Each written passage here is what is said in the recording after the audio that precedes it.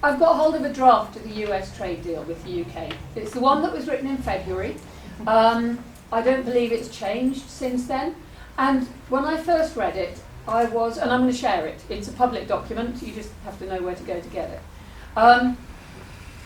You read it and you think, well, this is put forward by the USA. This is fine. You know, presumably the UK has a similar document because the whole of the agreement is written in terms of America first.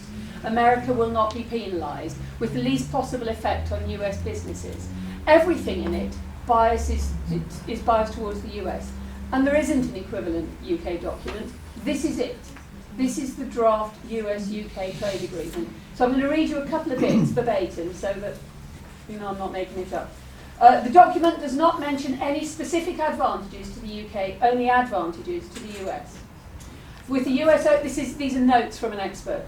With a US opening position so fully one-sided, so full of one-sided demands, negotiations are going to be difficult, and Britain will look weak. And we will look weak to other trading nations. We already do.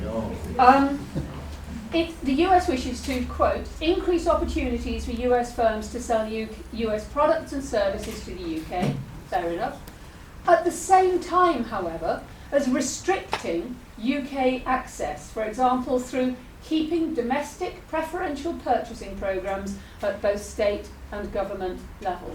So they want our local governments to buy, our local authorities to buy their services, but they won't give British companies access to their government. It's absolutely crazy. Farming is not mentioned specifically, but the US wants to lock the UK, this is the chlorine washed chicken, but it's wider than that, into the US interpretation of sanitary and technical barriers to trade. And these are SPS and TBT if you're in that line of business.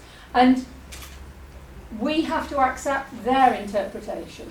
They, up front, do not want to accept our interpretation. They also, we trade with China, okay? We may not approve of their political system, but we do have important trade with China. Our governments, successive governments, have spent time building up trade with China. However, an agreement with the USA would constrain the UK's ability to sign a trade deal with China because it does not want the UK, it will take appropriate action if the UK negotiates a free trade agreement with any non-market country.